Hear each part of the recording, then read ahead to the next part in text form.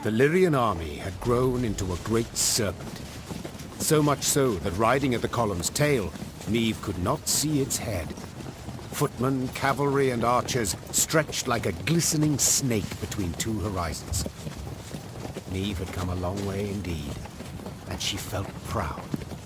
Suddenly, Niamh heard angry cries and the clash of steel against steel, all at the column's front. Close ranks! To the left! March left! Support the flank! Niamh drew her sword, spurred her horse, and galloped forward along the line of troops.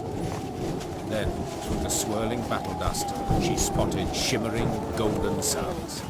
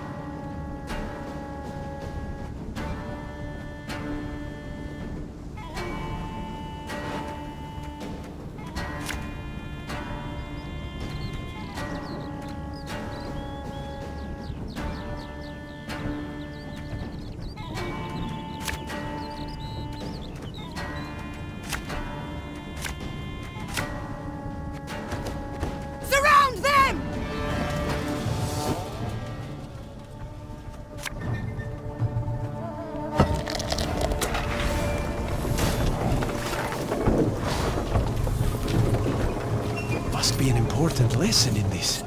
But what?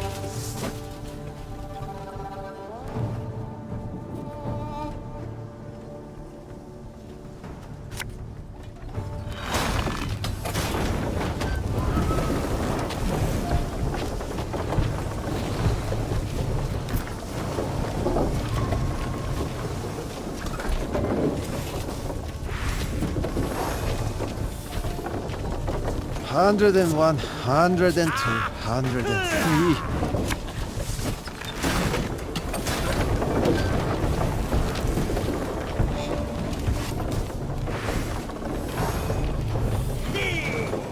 Hundred and 52, 154.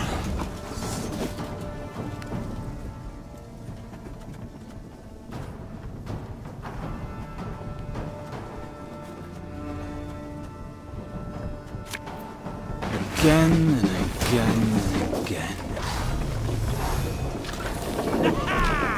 Scrubbing duty again? Oh, gods.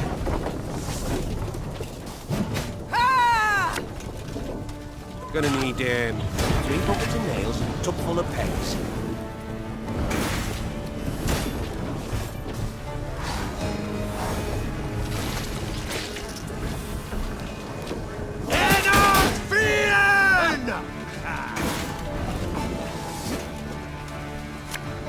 You can try to win them all, but you won't.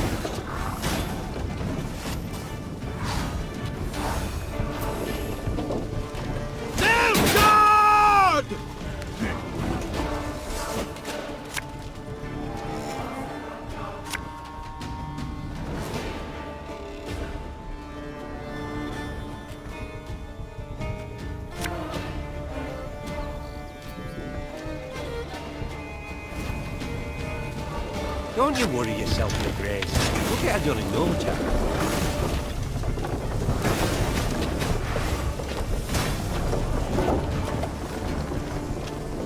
Pissing in the moat? Oh, you're dead.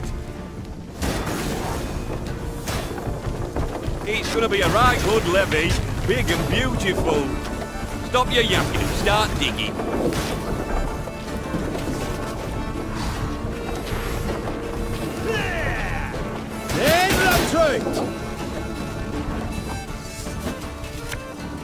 As if not to reason why.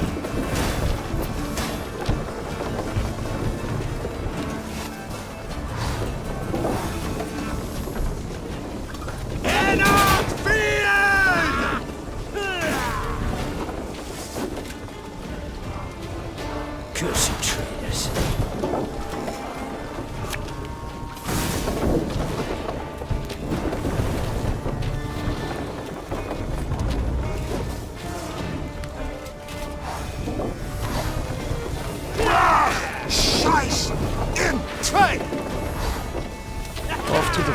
yet again. Mercy! Have mercy!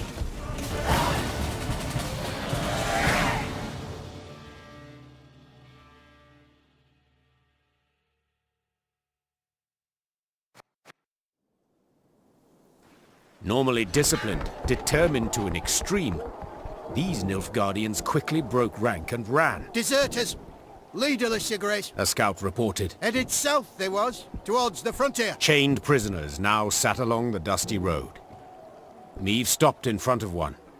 He was ragged and unshaven. Flies had taken an interest in his poorly bandaged hand. Spotting the Queen, he lowered his head and quivered with terror. I know you take us for savages, Began Meave, her gaze passing over several scraggy black-clads. but fear not. We shan't flay you alive nor eat you for dinner. And when a truce is signed, you'll be sent home, where I most sincerely hope you'll stay this time. As the Queen mounted her horse, she barely concealed a grimace. Her thighs were sore and chafed, her hands raw from the reins. But she bit her lip and rode on, for the prize was now very near. Was in Aldersburg when it fell. Broke my heart, that did.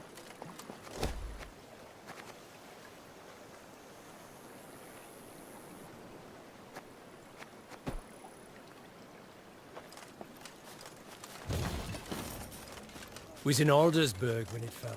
Broke my heart, that did.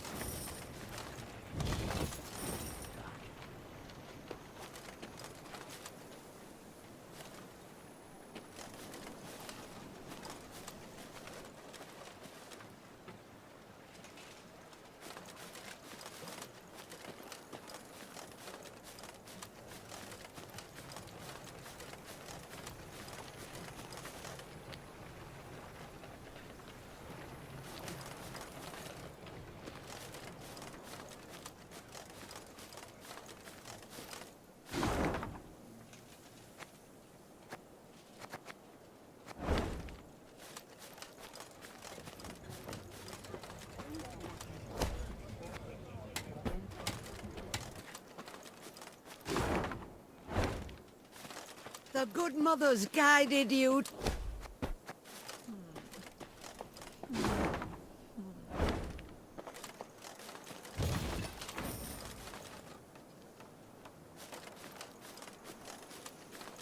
Meave was listening to a scout's report when screams suddenly burst from the prisoner transport.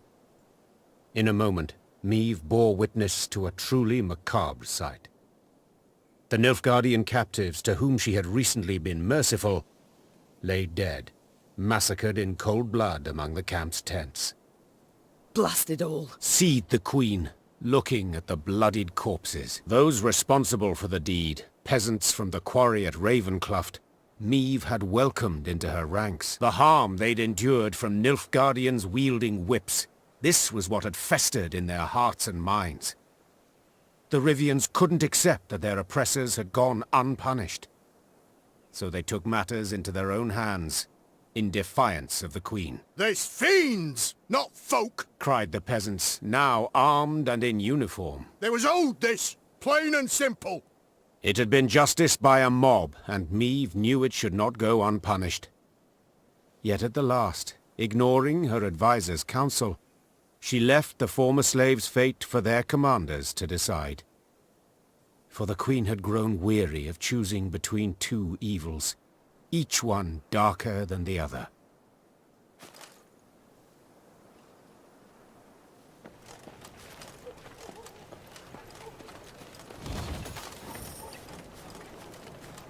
Long live me! Long live the Queen!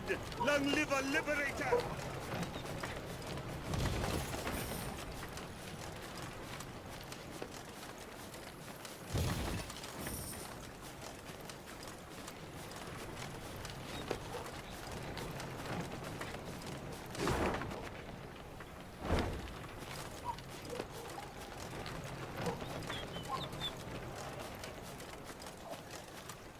Meave noticed one of her scouts, a certain Corporal Larkin, halt his mount and train his gaze on the woods. Your Grace, I thought I heard something. Could have sworn. A whisper, maybe, but...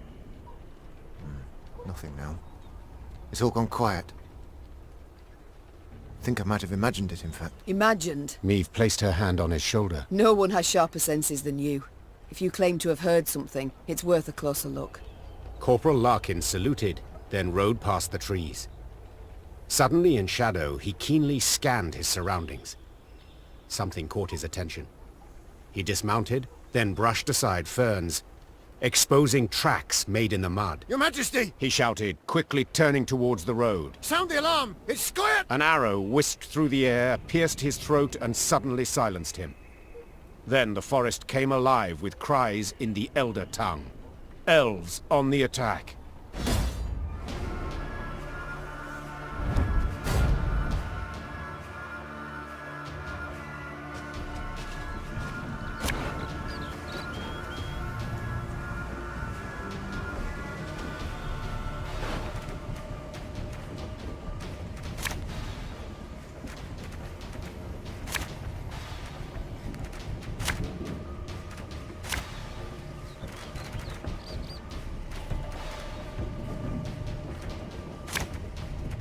It's a trap!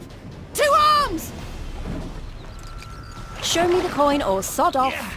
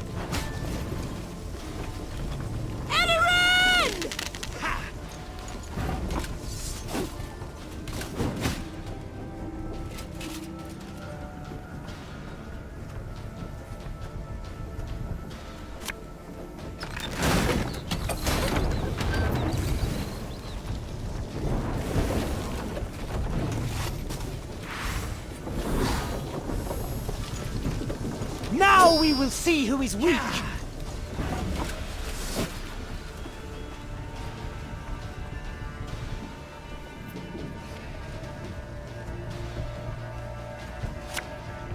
Army's a waste of time for one like me. I shall not fail!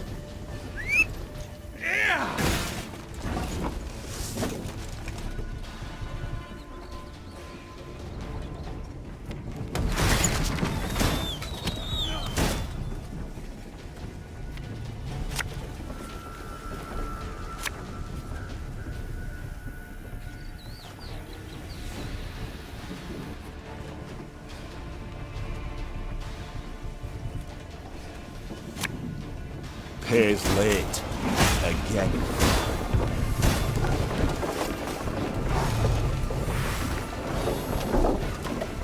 Oh, my little lay.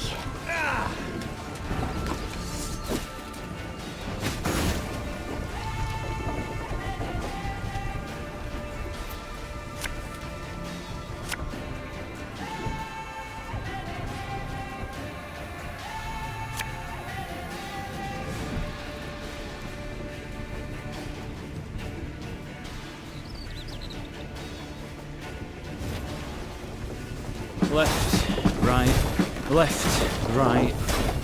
Army's a waste of time for one like me.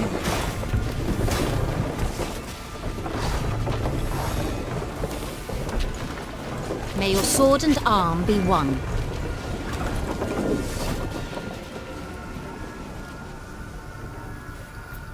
May disgrace ends here! Time I wiped it away!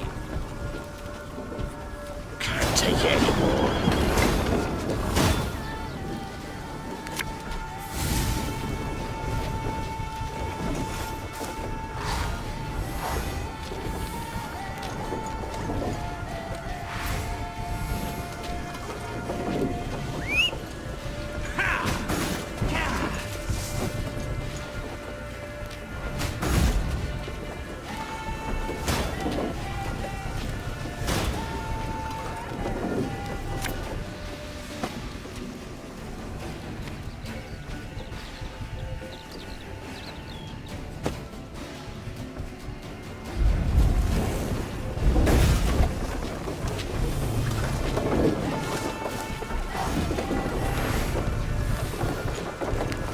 Everything all right?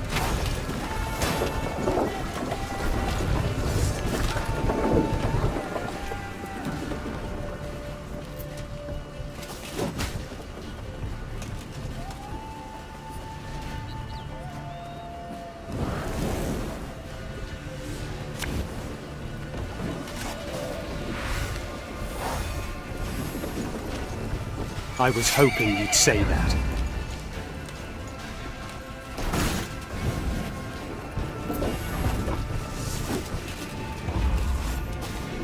Renner! Stop!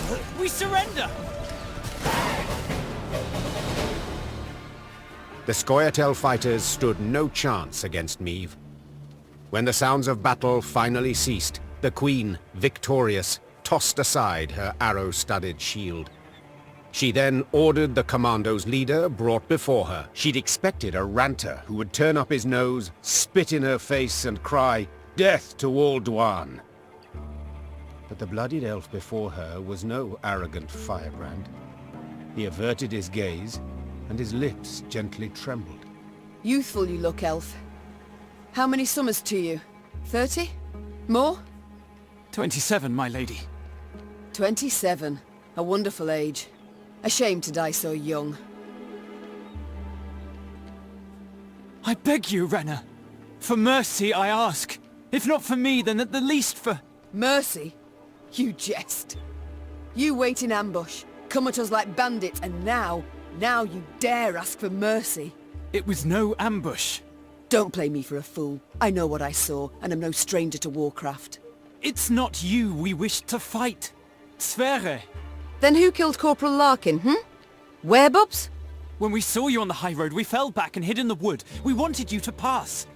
Your scout's hearing, very keen. He heard something, then spotted our tracks. You must understand. We had no choice.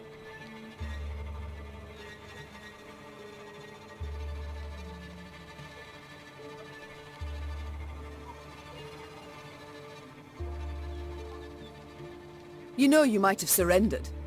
Like Dristan's commando. Is that what you mean? They laid down their arms before an Edirnian general, who ordered them hanged. One and all. If we're to die, we prefer to die bows and swords in hand. Why are you here? Were you to rescue Epdahi? Rescue someone? No, Renner. We flee. The Nilfgaardians have realized they'll lose the war and have renounced us. Without their support, we stand no chance. Demavend has loosed his hounds. They hunt our units one by one. He's offered 50 gold pieces for the head of each Scoia'tael. It's the same in Temeria and Kedwen, if not worse. We wish to join with your Veth's unit, flee together as far as we could. It was our last hope. Why do you tell me all this? Because you listen still. You've not ordered me killed, so... you've clearly a heart. Eseth Aina Edu. I beg you. So few of us remain. All tired, all wounded. We pose no threat. Let us leave your realm. Let us flee. Enough senseless killing for one day. So be it. You're free to leave. I don't know how to thank you. Make certain I don't ever regret this decision. 'Twould be thanks enough. I thank you. For your compassion. Towards me and all my folk. Meve personally unfastened the prisoner's chains as her Lyrians looked on in silence. They did not approve, this was clear. Their displeasure was palpable.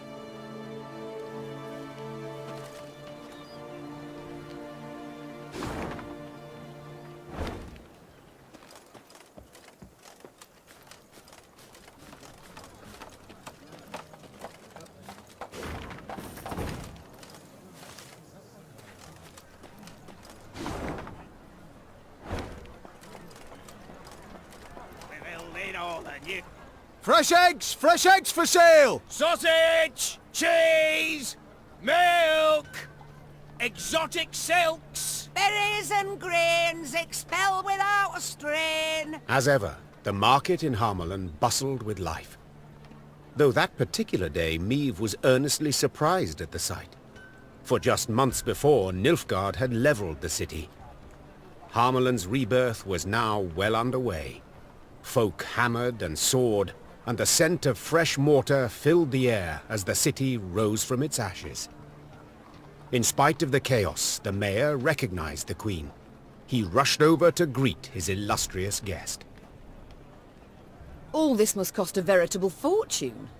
Where did you get the coin, good man? It's a loan. Altogether unbelievable. A vast sum at a very low rate. To be repaid a century down the line. My. A banker with deep pockets and a generous spirit. Droll, I'd say, if I wasn't eager to meet him. Nothing simpler, your grace. He lives in a house on the market square. Intrigued, the Queen asked to meet the mysterious financier. And who should come out to greet her, if not Mirko Vidmar? When last they'd met, Meve had helped the dwarf to raise the funds for his enterprise. I cannot believe my eyes. My royal benefactor. Oh, dinna just stand there. Come in, come in. The bank was a frantic flurry of activity. Papers rustled, coins clinked, and stamps slammed the countertops. You gave the city a loan, I heard. Preferential, to say the least.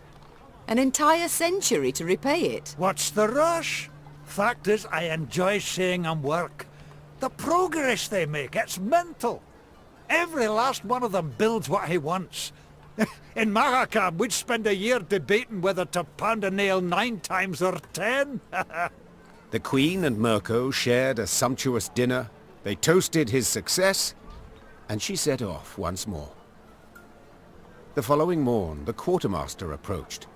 A vexed grin on his face, he reported the news. Soldiers had found a chest in one of the wagons. When opened, it proved to be brimming with gold. None could say for certain whence it had come, but Meve had her suspicions.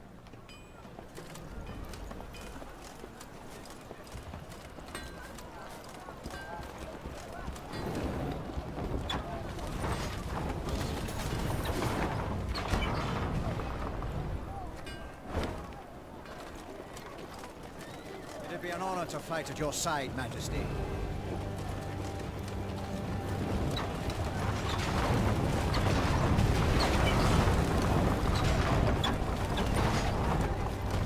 The Lyrian corps neared Aldersburg, and it could not have been on a more idyllic day. The sun shone, birds sang, trees rustled in a light breeze. But Meve saw it as she had at the war's start. Walls illumined by a fire's glow, the cries of fleeing civilians, the stench of burning flesh. As on that day, Aldersburg was under siege. At this time, Eden's flags fluttered in the field, while Nilfgaard's tattered suns crowned the fort's towers. The Queen found Demavend's tent without difficulty. Made of sheets of silk edged with silver thread, it positively shone. Seems the realm's restored to a virtuous path, muttered Meve. Aha! There she is!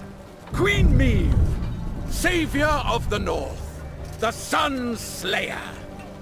Mockery I don't appreciate.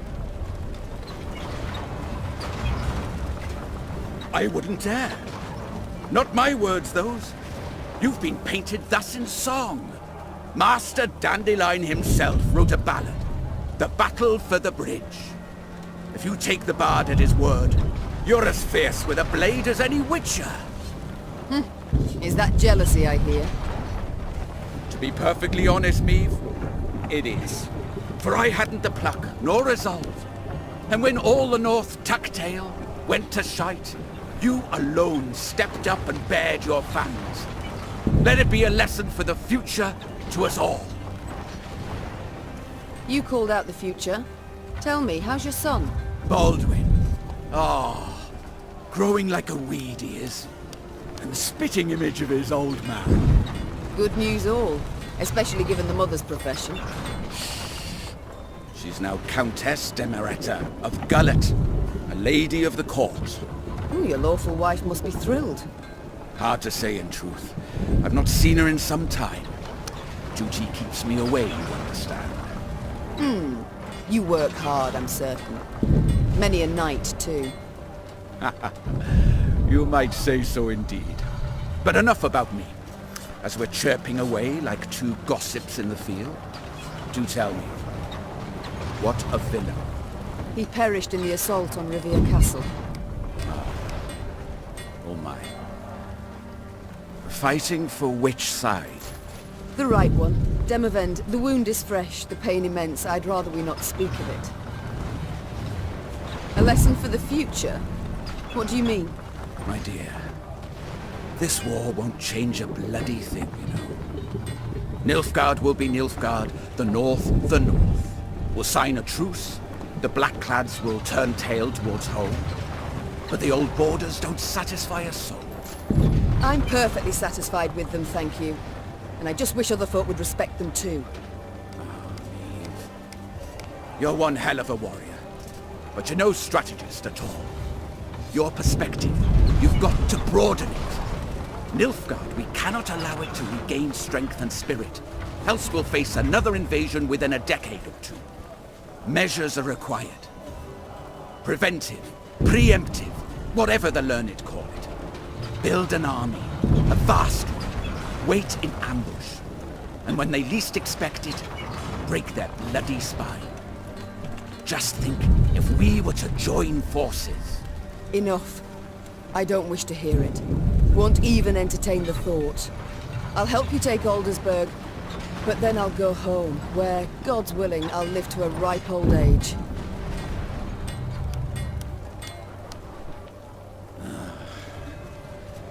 As you wish. We can mount the assault at any time, but... My scouts report a small Nilfgaardian force approaching from the south. They've stayed off the roads, moved only under the cover of night, escorting someone. Who? I've no notion. Could be a mage. Devilishly unpredictable, that lot. Could wreak havoc in our ranks. Either way, before we rush at the walls, we must make certain they don't reach Aldersburg at all.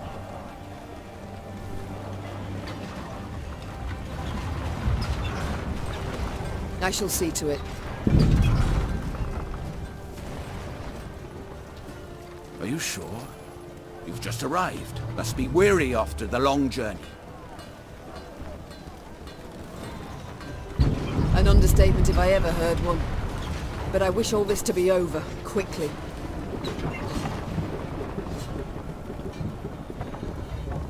Niamh set out after the Nilfgaardians immediately, a cavalry escort in tow.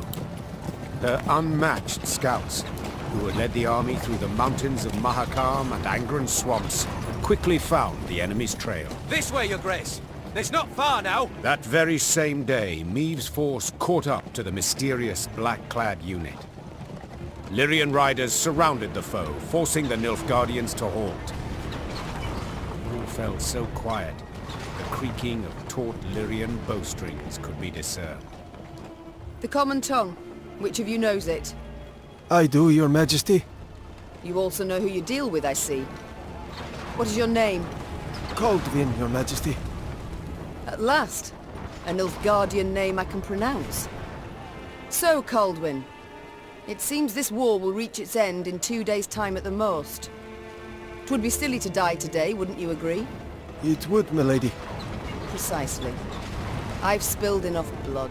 I've lost the appetite for more.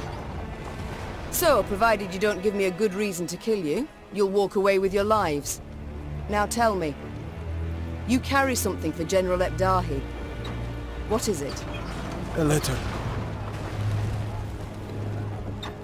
Urgent to the point of insanity, it must be. Who wrote it? The dear Madame Ebdahi? No, Your Majesty. The Emperor. My. A letter from Emir himself. You must be an important person. A noble, or... Yet your uniform is simple, with no discernible distinctions. Who are you truly, Kaldwin? A spy?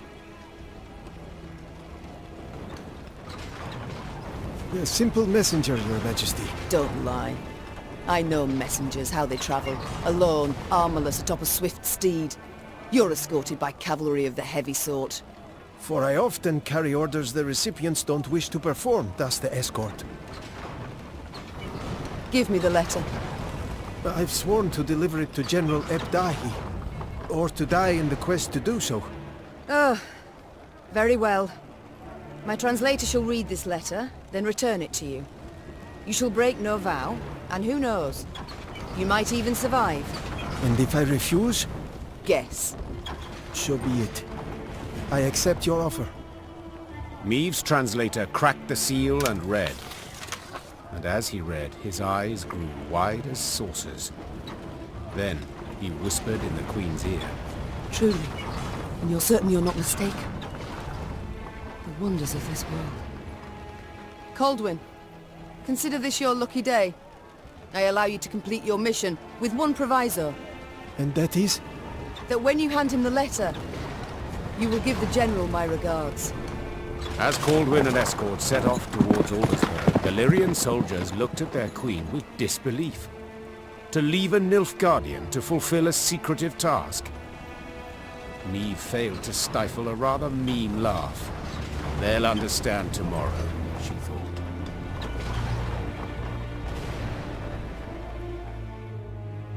General Ebdahi had prefaced Lyria's and Rivia's invasion with a series of arrogant demands. The Nilfgaardian had been impudent, as he had felt sure he'd achieve a quick and decisive victory. Yet several months on, he too received an ultimatum. One signed by Emperor Emir var Emreis himself. The missive was concise and left no room for interpretation. With General Ebdahi dead, the Nilfgaardian army descended into chaos. The kings of the north, united, took advantage and struck at the foe. Their victory was complete. The Nordling forces cheered their commanders and monarchs, but for none so vehemently as the one queen among them. Many dream of achieving the impossible. Meave had done it.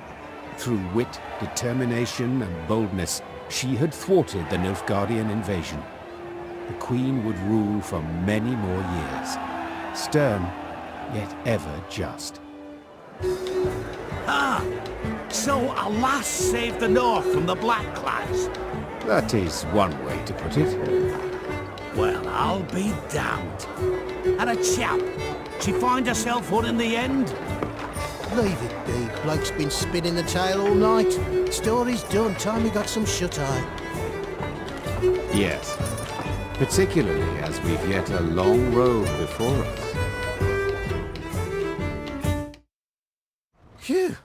Throat must be parched as old leather after all that. Except, I'm itching to know what happened to the lot of them. Reynard, Gascon. Ah, very well.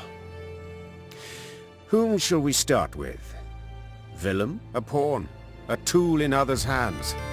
Most, if not all, had seen him thus. Yet in the end, he proved his worth soundly. Though he'd started the war a traitor, he perished in the fray, a hero, and would be remembered as such. Having settled in Rivia, Gascon embarked on a life worthy of his new title. In doublet and ruff, he looked to his ample fields and livestock in daytime, attended banquets and feasts come the eve. And then one night, he grabbed his bow and quiver, saddled his favorite mount, and disappeared without a trace. As news of the Nordling victory filtered south, Nilfgaard's inhabitants greeted it with disbelief. Returning Imperial soldiers told stories of Lyria's cruel queen, who murdered prisoners and sullied sacred laws. They referred to her as Gvaeldet, the bloodthirsty one. Once the Scoia'tael had withdrawn from the northern realms, non-rebel elves and dwarves emerged from the woods.